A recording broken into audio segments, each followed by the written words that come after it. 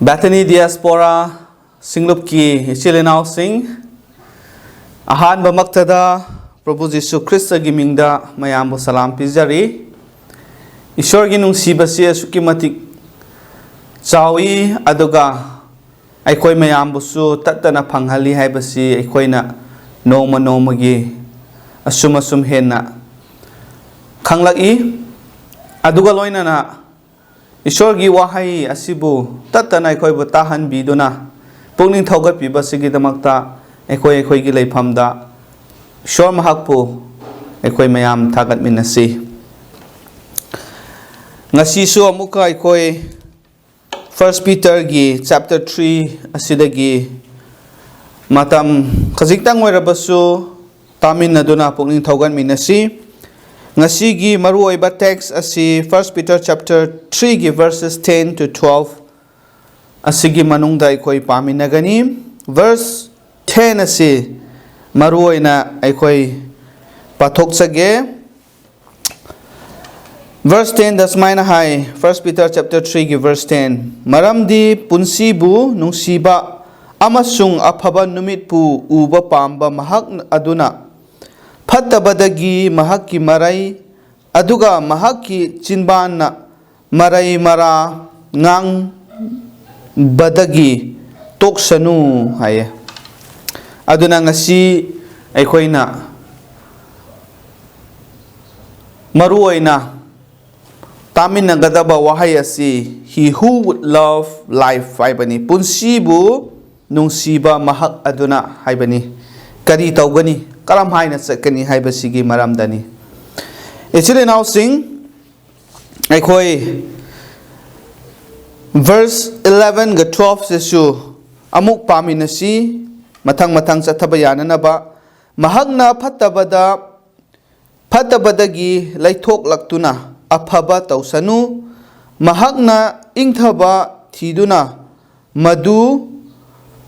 tanasunu maramdi Jehovah-gi mit dharma chenbasingi mathakta lay aduga Mahakki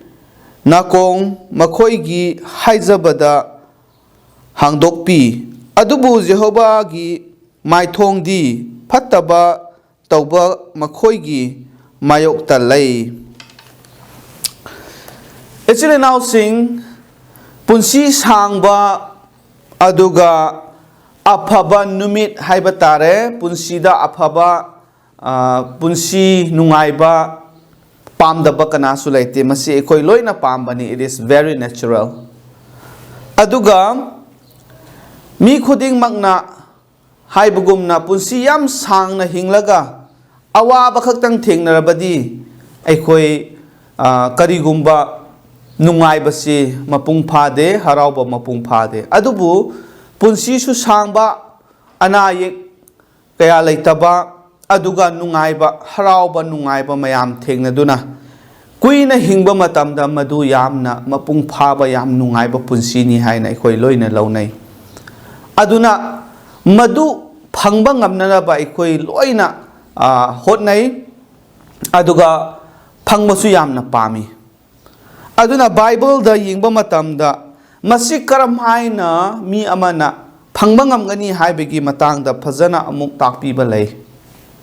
aduna Peter na biblical advice asi ekoida pibibani ngasi ekoina pathokriba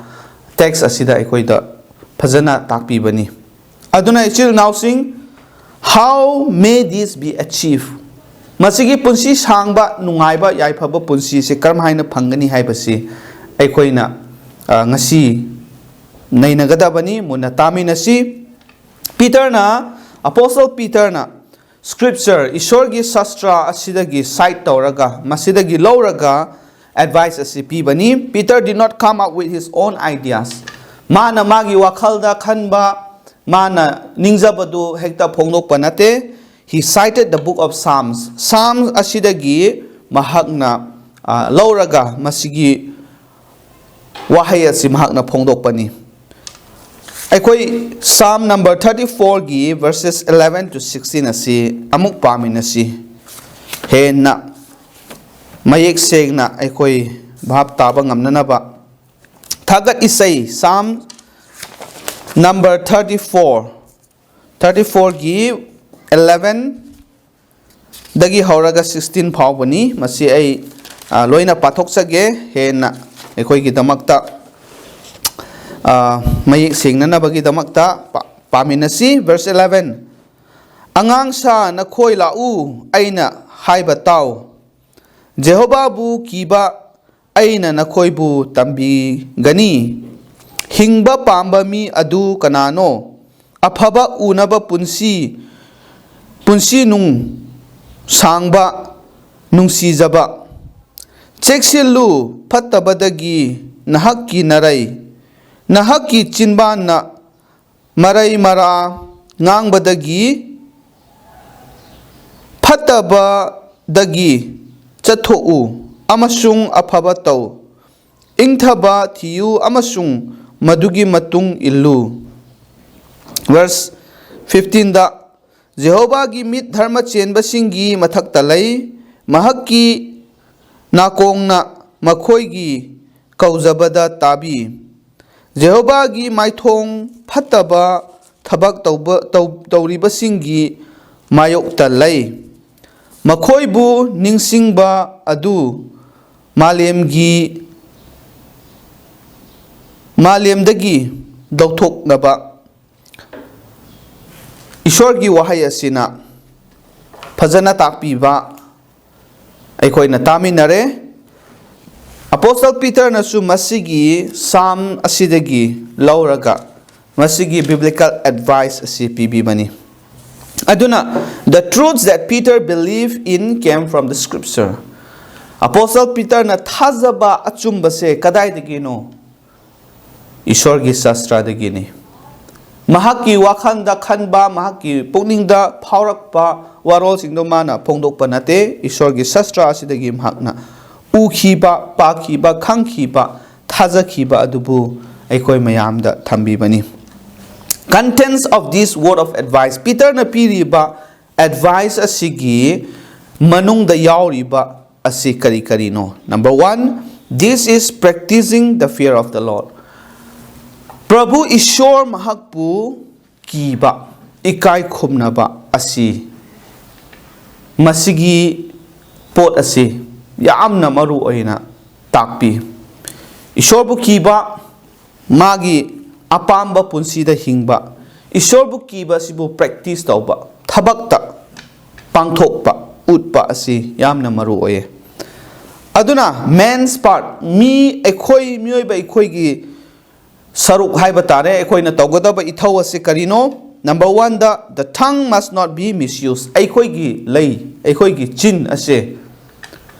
aranba chumdabada aikoi season naroi dabani haibani no evil words phataba wahai sing ngangdaba ani subada no deceit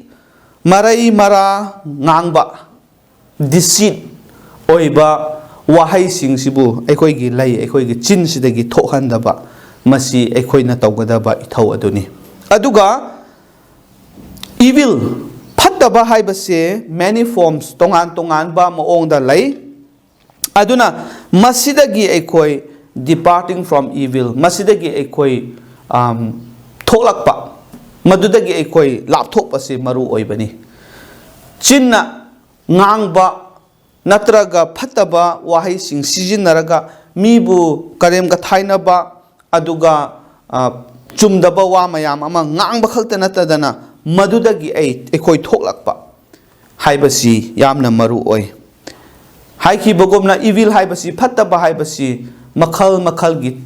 Tongan ba Pataba Mayam Laibani Masi Ekoina Kangadabani Aduna Evil Pataba Mayam Sigi Marakta Ekoina Ngang Basakpada Masidasu Pataba Mayam Asi Yawi Yai Masidagi Ekoi Chikshin Nagadabani any evil doing will be punished by God Sorgi Wahay Natapi Bugumna Pataba Tabak Tauba Kuding Makase Ishor Mahak na Nomadi Wayen Gani Haibani Madugi Chairak Pigani Madugi Wayen Bado Soidana Laigani Ishor na Lem na Tharoi Noma Natraga Nomadi Mahak na Madugi Tauriba Pataba Kuding Mak Adugi Matakta Mahakna Panis Chairak Adu Pigani Ani Shubada God's part Ishorna tawgadaba magi mathau isorgi thabak asi karino hairaga the eyes of the Lord Ishorna miyoi basi ekoi khuding makse mahak na yengbani mahaki mit asina ekoi na tawriba khuding makse ma ui khangi they are on the righteous Ishorna kanada mahaki bor pigani kanada mahaki nungsiba se hena pigani haiba matamda righteous dharma chenba mi singda hena Ishorna pibigani the ears of the Lord Prabhu mahaki nakong asisu kanada tabigani kanada thamgani haiba kanda righteous sing dharma chenba sing aduda Ishorna mahaki nakong asisu nakna thamgani they will hear the prayers of the righteous Ishorgi nakong aduna dharma chenba singi Ishorbu kina chatpa afaba thabak tawba phattaba wahai sijinadaba phattaba chinthiba ngangdaba mi sing adugi prathana adu Ishorgi nakong asina tabigani haibani the fear of the Lord Prabhu bu kiba haibase karino aikoina masi khangadabani aduna Ishor bu kiba mahaki apamba lambi chatpa matamda Ishorna aikoibu yengsinbigani mahaki mit aduna aikoigi awat apa darkar oiba khuding mahakna ubigani aikoigi prathana asu tabigani aduga Prabhu mahaki mai haibani mahaki mai ase kanada yengani haiba kanda kanada ongani haiba kanda he is against those who do evil phattaba thabak tawba mising adugi makhoigi maphamdagi Ishorgi maithong ase tongana yengkhragani onthokhragani haibadi Ishorna makhoibu bor kaidongai da supiroi haibani he will cut off their remembrance even makhoibu ningsingba ase lai haloi haibani mi singna su makhoibu ningsing haloi Ishorna su makhoibu ningsing biroi makhoigi damakta Ishorna kaidongai da su lepiroi haibani actually now sing aduna ngasi masigi yamna telaba text asida khwaidagi punsida aikoina pamjaba punsi sangba nungai yaifaba punsi hingnanabagi fazaraba advice pautak ase aikoida pibibase aikoi munna khangadabani aduna ngasai aina haudokpada haikibugumna punsi sangba si loina pami aisu punsi sangba pami nangsu pami aduga punsi sangba khakta nataba nungai yaifaba punsi hingbase aikoi loina pambani adumakpu masing oinanabagi damakta aikoi hotnaba matamda aikoina tawgadaba Ishorna pamba khara lay maduni huji aina pankibado phattaba Ishorna pamdaba chinthiba aikoigi ichil asina aikoigi lay asina ngangdaba pandaba aduga phattaba mayam asidagi aikoi laithokpa tongana aikoi chatlaga achumba afaba dharma chenbagi punsida hingbase yamna maru oi masini aikoina tawgadabase karigumba masi aikoi tawba ngamdraba ngasai ge aikoina pamjaba punsi nung sangba nungai yaifaba punsi adu phangba ngamloi masigi piriba pautak asi advice asi fazana khanglaga masigi matung ina aikoi chatlaga hingba matamda aikoina pamjariba adu phanggadabani Ishorna pibigadabani aduna aikoi isa isana khanthasi aigi punsi ase righteous dharma chenba punsi adu oiribra Ishorna pamba Ishorgi aningba punsi aduda chatlibra haibasi aikoi isa isana khangi kanana udrabasu kanana khangbidrabasu aina di loina khangbani Ishorga aikoigi marakta masi aikoi hana semdokpa darkar oi aduna actually now sing on the practical side we must do our part to stay healthy and well punsi nung sangnanaba harau nungaiba yaifaba punsi aikoi phangnanabagi damakta hakchang dasu aikoi hotnagadabani ngasai punsi sangba hakchang phabadi pamlaga aikoi gi tawgadaba ithau chuktaw tawdaba hakchangi haiba tare example da exercise haibasi hakchang phananabagi damakta sajen tawba hakchang sajen tawba si yamna darkar oye aduga dum tumlaga hona dabida ꯁꯨꯗꯕꯤꯗ ꯆꯥꯔꯒ ꯐꯝꯂꯒ ꯇꯨꯝꯂꯒ ꯂꯩꯕ ꯃꯇꯝꯗ ꯀꯔꯝꯍꯥꯏꯅ ꯑꯩꯈꯣꯏ healthy ꯑꯣꯏꯒꯅꯤ? ꯃꯗꯨ ꯑꯣꯏꯕ ꯌꯥꯗꯦ. ꯑꯗꯨꯒꯤꯗꯃꯛꯇꯅꯤ ꯃꯤ ꯃꯌꯥꯝꯅ ꯖꯤꯝꯗ ꯑꯃꯨꯛ ꯆꯠꯀꯅꯤ, ꯑꯌꯨꯛ ꯋꯥꯀꯤꯡ ꯆꯠꯀꯅꯤ, ꯃꯣꯏꯒꯤ ꯑꯄꯥꯝꯕ ꯃꯑꯣꯡꯗ ꯁꯥꯟꯅꯕ ꯄꯥꯝꯕ ꯃꯤꯁꯤꯡꯅ ꯁꯥꯟꯅꯕ, ꯍꯛꯆꯥꯡ ꯑꯁꯦ ꯐꯤꯠ ꯑꯣꯏꯅ ꯊꯝꯕ ꯌꯥꯅꯅꯕꯒꯤꯗꯃꯛꯇ ꯍꯣꯠꯅꯕ.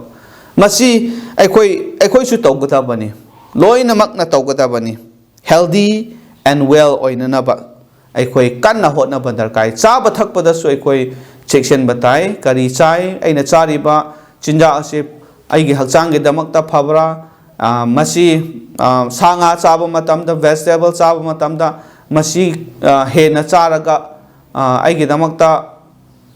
ꯍꯛꯆꯥꯡ ꯁꯣꯛꯅꯤꯡꯉꯥꯏ ꯑꯣꯏꯕ꯭ꯔꯥ? ꯅꯠꯇ꯭ꯔꯒ ꯀꯔꯝꯕ ꯕꯦꯂꯦꯟꯁ ꯀꯃꯥꯏꯅ ꯊꯝꯒꯅꯤ ꯍꯥꯏꯕꯁꯤ ꯑꯩꯈꯣই ꯊꯤꯒꯗꯕꯅꯤ. ꯃꯁꯤꯅ ꯑꯩꯈꯣꯏꯒꯤ ꯄ꯭ꯔꯦꯛꯇꯤꯀꯦꯜ ꯁꯥꯏꯠ, ꯍꯛꯆꯥꯡꯒꯤ ꯑꯣꯏꯕ ꯑꯩꯈꯣꯏꯒꯤ ꯇꯧꯒꯗꯕ ꯏꯊꯧꯅꯤ. ꯃꯁꯤ ꯇꯧꯕꯒ ꯂꯣꯏꯅꯅ ꯑꯩꯈꯣই ꯊꯋꯥꯏꯒꯤ ꯑꯣꯏꯕ ꯁ꯭ꯄꯤꯔꯤꯆꯨꯋꯦꯜ ꯁꯥꯏꯠꯀꯤꯁꯨ ꯃꯄꯨꯡ ꯐꯥꯅ ꯇꯧꯕ ꯗꯔꯀꯥꯔ ꯑꯣꯏꯌꯦ. ꯍꯛꯆꯥꯡ ꯈꯛꯇꯪꯒꯤꯗꯨꯗ ꯍꯣꯠꯅꯔꯒ ꯂꯩꯔꯒ ꯊꯋꯥꯏꯒꯤꯗ ꯑꯩꯈꯣꯏꯅ ꯇꯧꯒꯗꯕ ꯏꯊꯧ ꯑꯗꯨ ꯇꯧꯗꯕ ꯃꯇꯝꯗ ꯃꯗꯨꯁꯨ ꯃꯄꯨꯡ ꯐꯥꯔꯣꯏ. ꯃꯔꯝꯗꯤ ꯍꯛꯆꯥꯡ ꯌꯥꯝ ꯐꯕ ꯕꯣꯗꯤ ꯕꯤꯜꯗꯔ ꯑꯣꯏꯕꯁꯤꯡꯁꯨ ꯈꯪꯍꯧꯗꯅ ꯍꯥꯔꯠ ꯑꯦꯇꯦꯛ ꯇꯧꯔꯒ ꯁꯤꯕ, ꯅꯠꯇ꯭ꯔꯒ ꯏꯈꯪ ꯈꯪꯍꯧꯗꯅ ꯑꯗꯨꯃꯥꯏꯅ ꯍꯦꯛꯇ ꯁꯤꯕꯁꯨ ꯂꯩꯕꯅꯤ, ꯄꯨꯟꯁꯤ ꯇꯦꯟꯕ. ꯍꯛꯆꯥꯡ ꯌꯥꯝ ꯐꯕꯗꯤ ꯃꯥꯟꯕ ꯑꯗꯨꯕꯨ ꯈꯪꯍꯧꯗꯅ ꯑꯗꯨꯝ ꯑꯅꯥꯕ ꯂꯩꯔꯝꯕ, ꯅꯠꯇ꯭ꯔꯒ ꯀꯔꯤ ꯍꯥꯏꯁꯤꯔꯥ, ꯏꯊꯥ ꯊꯥꯖꯗꯅ ꯄꯨꯟꯁꯤ ꯇꯦꯟꯈꯤꯕ ꯃꯌꯥꯝꯁꯨ ꯂꯩꯕꯅꯤ. ꯑꯗꯨꯅ ꯍꯛꯆꯥꯡꯒꯤ ꯍꯣꯠꯅꯕ ꯈꯛꯇꯪꯗꯨꯅꯁꯨ ꯃꯄꯨꯡ ꯐꯥꯗꯦ. ꯃꯔꯝꯗꯤ ꯏꯁꯣꯔꯗꯒꯤ ꯂꯥꯛꯄ ꯕꯣꯔ ꯑꯗꯨ ꯌꯥꯎꯗꯕꯤꯗ ꯑꯩꯈꯣꯏꯅ ꯉꯁꯤ ꯄꯟꯈꯤꯕ ꯄꯨꯟꯁꯤ ꯅꯨꯡꯁꯥꯡꯕ, ꯅꯨꯡꯉꯥꯏ ꯌꯥꯏꯐꯕ ꯄꯨꯟꯁꯤ ꯍꯥꯏꯕꯁꯦ ꯑꯣꯏꯕ ꯉꯝꯗꯦ. ꯑꯗꯨꯅ let's do our part. ꯑꯩꯈꯣꯏꯅ ꯇꯧꯒꯗꯕ ꯏꯊꯧ ꯇꯧꯁꯤ. ꯐꯤꯖꯤꯀꯦꯜꯒꯤ ꯑꯣꯏꯕ, ꯄ꯭ꯔꯦꯛꯇꯤꯀꯦꯜ ꯁꯥꯏꯠꯀꯤ ꯇꯧꯕ ꯌꯥꯕ ꯑꯩꯈꯣꯏ ꯂꯣꯏꯅ ꯍꯣꯠꯅꯁꯤ, ꯇꯧꯁꯤ. ꯂꯣꯏꯅꯅ ꯁ꯭ꯄꯤꯔꯤꯆꯨꯋꯦꯜ ꯁꯥꯏꯠꯀꯤ ꯑꯣꯏꯕ, ꯊꯋꯥꯏꯒꯤ ꯑꯣꯏꯕ ꯑꯩꯈꯣꯏꯅ ꯇꯧꯒꯗꯧꯕꯗꯨꯁꯨ ꯇꯧꯒꯗꯕꯅꯤ. ꯃꯗꯨꯗꯤ ꯀꯔꯤꯅꯣ? We must practice the fear of the Lord. ꯏꯁꯣꯔꯕꯨ ꯀꯤꯕ ꯑꯁꯤ ꯑꯩꯈꯣꯏ ꯇꯧꯒꯗꯕꯅꯤ. Then may we hope to see life and good days. ꯑꯗꯨ ꯈꯛꯇꯗ ꯑꯩꯈꯣꯏꯒꯤ ꯄꯨꯟꯁꯤꯗ ꯄꯨꯟꯁꯤ ꯅꯨꯡꯁꯥꯡꯕ ꯑꯃꯗꯤ ꯅꯨꯡꯉꯥꯏ ꯌꯥꯏꯐꯕ ꯄꯨꯟꯁꯤ ꯑꯗꯨ ꯑꯩꯈꯣꯏ ꯐꯪꯕ ꯉꯝꯒꯅꯤ. This is one of the blessings of the Lord. ꯃꯔꯝꯗꯤ ꯀꯔꯤꯅꯣ ꯍꯥꯏꯔꯒ ꯄꯨꯟꯁꯤ ꯁꯥꯡꯕ, ꯅꯨꯡꯉꯥꯏ ꯌꯥꯏꯐꯕ ꯄꯨꯟꯁꯤ ꯐꯪꯕ ꯍꯥꯏꯕꯁꯦ ꯃꯁꯤ ꯏꯁꯣꯔꯒꯤ ꯕꯣꯔ ꯑꯃꯅꯤ. ꯑꯗꯨꯅ ꯉꯁꯤ ꯑꯩꯈꯣꯏ ꯏꯁꯣꯔꯒꯤ ꯕꯣꯔ, ꯄꯨꯟꯁꯤ ꯁꯥꯡꯕ, ꯅꯨꯡꯉꯥꯏ ꯌꯥꯏꯐꯕ ꯄꯨꯟꯁꯤ ꯍꯥꯏꯔꯤꯕ ꯕꯣꯔ ꯑꯁꯤ ꯐꯪꯕ ꯉꯝꯅꯅꯕ ꯍꯛꯆꯥꯡꯒꯤ ꯑꯣꯏꯕ ꯍꯣꯠꯅꯒꯗꯕ ꯏꯊꯧ ꯇꯧꯒꯗꯕꯅꯤ. ꯊꯋꯥꯏꯒꯤ ꯑꯣꯏꯕ ꯇꯧꯒꯗꯕ ꯑꯩꯈꯣꯏꯒꯤ ꯏꯊꯧ, righteous, ꯙꯔꯃ ꯆꯦꯟꯕ ꯄꯨꯟꯁꯤ ꯑꯣꯏꯍꯟꯕ ꯑꯃꯗꯤ ꯏꯁꯣꯔꯕꯨ ꯀꯤꯅ ꯍꯤꯡꯕ. ꯃꯁꯤ ꯇꯧꯕ ꯃꯇꯝꯗ ꯑꯩꯈꯣꯏ ꯏꯁꯣꯔꯒꯤ ꯕꯣꯔ ꯐꯪꯒꯅꯤ, ꯄꯨꯟꯁꯤ ꯅꯨꯡꯁꯥꯡꯕ ꯐꯪꯒꯅꯤ, ꯍꯔꯥꯎ ꯅꯨꯡꯉꯥꯏ ꯌꯥꯏꯐꯅ ꯍꯤꯡꯕ ꯄꯨꯟꯁꯤ ꯑꯗꯨꯁꯨ ꯑꯩꯈꯣꯏ ꯐꯪꯒꯅꯤ. ꯑꯗꯨꯅ ꯏꯆꯤꯜ ꯏꯅꯥꯎꯁꯤꯡ, ꯑꯩꯈꯣই ꯃꯌꯥꯝꯅ ꯃꯁꯤ ꯑꯩꯈꯣꯏꯒꯤ ꯊꯃꯣꯏꯅꯨꯡꯗ ꯊꯝꯂꯒ ꯅꯣꯡꯃ ꯅꯣꯡꯃꯒꯤ ꯑꯩꯈꯣꯏꯅ ꯍꯤꯡꯂꯤꯕ ꯄꯨꯟꯁꯤ ꯑꯁꯤꯗ ꯌꯥꯝꯅ ꯀ꯭ꯂꯤꯌꯥꯔ ꯑꯣꯏꯅ ꯑꯩꯈꯣꯏꯒꯤ ꯋꯥꯈꯜꯗ ꯀꯔꯤꯁꯨ ꯆꯃꯝꯅꯕ ꯅꯠꯇ꯭ꯔꯒ ꯀꯟꯐ꯭ꯌꯨꯖꯟ ꯂꯩꯇꯕꯤꯗ ꯏꯁꯣꯔꯒꯤ ꯋꯥꯍꯩꯅ ꯀꯔꯤ ꯇꯥꯛꯄꯤ, ꯏꯁꯣꯔꯅ ꯀꯔꯝ ꯍꯥꯏꯅ ꯑꯩꯈꯣꯏꯕꯨ ꯑꯦꯗꯚꯥꯏꯁ ꯄꯤꯕꯤ ꯍꯥꯏꯕꯁꯦ ꯅꯤꯡꯁꯤꯡꯂꯒ ꯑꯩꯈꯣꯏ ꯆꯠꯄ ꯃꯇꯝꯗ ꯑꯩꯈꯣꯏ ꯈꯨꯗꯤꯡꯃꯛꯀꯤ ꯃꯊꯛꯇ ꯃꯁꯤꯒꯤ ꯕꯣꯔ ꯑꯁꯤ, ꯉꯁꯤ ꯑꯩꯈꯣꯏꯅ ꯄꯜꯂꯤꯕ ꯏꯁꯣꯔꯒꯤ ꯕꯣꯔ ꯑꯁꯤ ꯑꯩꯈꯣই ꯂꯣꯏꯅꯃꯛꯅ ꯐꯪꯒꯅꯤ. ꯑꯩꯈꯣꯏꯒꯤꯗꯃꯛꯇ ꯍꯦꯟꯅ ꯅꯨꯡꯉꯥꯏꯕ, ꯍꯔꯥꯎꯕ ꯑꯗꯨꯁꯨ ꯏꯁꯣꯔꯅ ꯍꯥꯞꯄꯤꯒꯅꯤ ꯍꯥꯏꯕꯁꯤꯅꯤ. ꯇꯥꯈ꯭ꯔꯕ ꯃꯤꯄꯨꯝ ꯈꯨꯗꯤꯡꯃꯛꯀꯤ ꯃꯊꯛꯇ ꯏꯁꯣꯔ ꯃꯍꯥꯛꯅ ꯕꯣꯔ ꯄꯤꯅꯕꯤꯕ ꯑꯣꯏꯁꯅꯨ. ꯏꯁꯣꯔꯗ ꯉꯥꯛꯇꯪ ꯍꯥꯏꯖꯃꯤꯟꯅꯁꯤ. ꯁꯔꯒ ꯃꯥꯂꯦꯝ ꯄꯨꯝꯅꯃꯛꯄꯨ ꯁꯦꯝꯕꯤꯕ ꯑꯩꯈꯣꯏꯒꯤ ꯏꯄꯥ, ꯅꯍꯥꯛꯄꯨ ꯌꯥꯝ ꯊꯥꯒꯠꯂꯤ. ꯉꯁꯤꯒꯤ ꯅꯨꯃꯤꯠ ꯑꯁꯤ ꯅꯍꯥꯛꯅ ꯁꯦꯝꯕꯤꯕꯅꯤ. ꯃꯇꯝ ꯑꯁꯤꯁꯨ ꯏꯁꯣꯔ ꯅꯍꯥꯛꯅ ꯄꯤꯕꯤꯕꯅꯤ. ꯂꯣꯏꯅꯅ ꯏꯄꯥ ꯏꯁꯣꯔ, ꯑꯩꯈꯣꯏ ꯃꯐꯝ ꯇꯣꯉꯥꯟ ꯇꯣꯉꯥꯟꯅ ꯂꯩꯔꯕꯁꯨ, ꯆꯥꯏꯊꯣꯛꯇꯨꯅ ꯂꯩꯈ꯭ꯔꯕꯁꯨ, ꯅꯍꯥꯛꯀꯤ ꯋꯥꯍꯩ ꯑꯁꯤꯅ ꯑꯩꯈꯣꯏꯒꯤ ꯄꯨꯟꯁꯤꯗ ꯃꯔꯨꯑꯣꯏꯕ ꯑꯩꯈꯣꯏꯅ ꯄꯥꯝꯖꯕ ꯑꯣꯏꯍꯟꯅꯤꯡꯕ ꯈꯨꯗꯤꯡꯃꯛ ꯑꯁꯦ ꯀꯔꯝ ꯍꯥꯏꯅ ꯐꯪꯕ ꯉꯝꯒꯅꯤ ꯍꯥꯏꯕꯒꯤ ꯃꯇꯥꯡꯗ ꯄꯤꯔꯤꯕ ꯑꯦꯗꯚꯥꯏꯁ ꯑꯁꯤ ꯉꯁꯤ ꯑꯩꯈꯣই ꯈꯨꯗꯤꯡꯃꯛꯄꯨ ꯈꯪꯍꯟꯕꯤꯕ, ꯑꯃꯨꯛ ꯍꯟꯅ ꯅꯤꯡꯁꯤꯡꯍꯟꯕꯤꯕꯒꯤꯗꯃꯛꯇ ꯅꯍꯥꯛꯄꯨ ꯊꯥꯒꯠꯆꯕꯅꯤ. ꯏꯄꯥ-ꯏꯁꯣꯔ, ꯇꯥꯕ ꯈꯛꯇ ꯅꯠꯇꯅ ꯊꯕꯛꯇ ꯄꯥꯡꯊꯣꯛꯄ ꯉꯝꯕ ꯑꯣꯏꯍꯟꯕꯤꯌꯨ. ꯑꯩꯈꯣꯏ ꯅꯍꯥꯛꯀꯤ ꯑꯄꯥꯝꯕ ꯑꯅꯤꯡꯕ ꯄꯨꯟꯁꯤꯗ, ꯙꯔꯃ ꯆꯦꯟꯕ ꯄꯨꯟꯁꯤꯗ ꯍꯤꯡꯕ ꯉꯝꯕ, ꯏꯁꯣꯔꯕꯨ ꯀꯤꯅ ꯍꯤꯡꯕ ꯉꯝꯕ ꯄꯨꯟꯁꯤ ꯑꯣꯏꯍꯟꯕꯤꯌꯨ. ꯃꯗꯨꯒꯤ ꯃꯇꯨꯡ ꯇꯥꯔꯛꯄꯗ ꯏꯁꯣꯔ, ꯑꯩꯈꯣꯏꯅ ꯄꯥꯝꯖꯕ ꯄꯨꯟꯁꯤ ꯅꯨꯡꯁꯥꯡꯕ ꯍꯔꯥꯎ ꯅꯨꯡꯉꯥꯏ ꯌꯥꯏꯐꯅ ꯍꯤꯡꯕ ꯄꯨꯟꯁꯤ ꯍꯥꯏꯔꯤꯕ ꯕꯣꯔ ꯑꯁꯤ ꯅꯍꯥꯛꯅ ꯑꯩꯈꯣꯏꯒꯤꯗꯃꯛꯇ ꯁꯣꯏꯗꯅ ꯄꯤꯕꯤꯒꯅꯤ ꯍꯥꯏꯕꯁꯤ ꯅꯆꯥ ꯑꯩꯈꯣꯏꯒꯤ ꯊꯥꯖꯕꯅꯤ. ꯉꯁꯤ Bethany Diaspora Churchki ꯁꯤꯡꯂꯨꯞꯀꯤ ꯃꯤꯁꯤꯡ ꯃꯐꯝ ꯇꯣꯉꯥꯟ ꯇꯣꯉꯥꯟ ꯂꯩꯔꯕ ꯃꯤ ꯈꯨꯗꯤꯡꯃꯛꯀꯤ ꯃꯊꯛꯇ ꯃꯁꯤꯒꯤ ꯕꯣꯔ ꯑꯁꯤ ꯅꯍꯥꯛꯅ ꯃꯄꯨꯡ ꯐꯥꯅ ꯄꯤꯅꯕꯤꯌꯨ. ꯑꯗꯨꯒ ꯑꯅꯥꯕ ꯂꯩꯕ ꯈꯨꯗꯤꯡꯃꯛꯁꯨ ꯖꯤꯁꯨꯒꯤ ꯃꯤꯡꯗ ꯑꯅꯥꯕ ꯈꯨꯗꯤꯡꯃꯛ ꯅꯍꯥꯛꯅ ꯐꯍꯟꯕꯤꯗꯨꯅ ꯑꯋꯥ ꯑꯅꯥ ꯇꯥꯔꯕ ꯃꯤ ꯈꯨꯗꯤꯡꯃꯛ ꯏꯁꯣꯔ ꯅꯍꯥꯛꯅ ꯄꯥꯡꯕꯤꯌꯨ, ꯂꯣꯏꯅꯕꯤꯌꯨ. ꯑꯗꯨꯒ ꯆꯥꯅ ꯊꯛꯅꯕ ꯂꯩꯐꯝ ꯗꯔꯀꯥꯔ ꯑꯣꯏꯕ ꯈꯨꯗꯤꯡꯃꯛꯁꯨ ꯅꯣꯡꯃ ꯅꯣꯡꯃꯒꯤ ꯗꯔꯀꯥꯔꯒꯤ ꯃꯇꯨꯡ ꯏꯟꯅ ꯏꯁꯣꯔ ꯅꯍꯥꯛꯅ ꯄꯤꯅꯕꯤꯌꯨ. ꯃꯔꯨꯑꯣꯏꯅ ꯑꯩꯈꯣꯏꯒꯤ ꯊꯃꯣꯏꯅꯨꯡꯗ ꯁꯥꯟꯇꯤ, ꯍꯔꯥꯎ ꯅꯨꯡꯉꯥꯏꯕ ꯑꯗꯨ ꯅꯍꯥꯛꯅ ꯄꯤꯛ ꯊꯟꯅ ꯊꯝꯕꯤꯗꯨꯅ ꯅꯍꯥꯛꯀꯤ ꯊꯋꯥꯏ ꯑꯁꯦꯡꯕꯗꯨꯅ ꯑꯩꯈꯣꯏꯕꯨ ꯃꯇꯝ ꯈꯤꯕꯤꯛꯇ ꯂꯣꯏꯅꯕꯤꯌꯨ ꯍꯥꯏꯗꯨꯅ ꯑꯩꯈꯣꯏꯕꯨ ꯄꯥꯞꯇꯒꯤ ꯍꯟꯗꯣꯛꯄꯤꯕ ꯑꯃꯠꯇ ꯉꯥꯏꯔꯕ ꯀꯟꯕꯤꯕ ꯃꯄꯨ ꯄ꯭ꯔꯚꯨ ꯖꯤꯁꯨ ꯈ꯭ꯔꯤꯁꯇꯒꯤ ꯃꯤꯡꯗ ꯍꯔꯥꯎꯕꯒ ꯂꯣꯏꯅꯅ ꯄ꯭ꯔꯊꯅꯥ ꯑꯁꯤ ꯅꯤꯖꯕꯅꯤ. 아멘. Thank you. ꯏꯁꯣꯔꯅ ꯇꯥꯈ꯭ꯔꯕ ꯃꯤ ꯈꯨꯗꯤꯡꯃꯛꯀꯤ ꯃꯊꯛꯇ ꯍꯦꯟꯅ ꯕꯣꯔ ꯍꯥꯞꯄꯤꯕ ꯑꯣꯏꯁꯅꯨ. 아멘.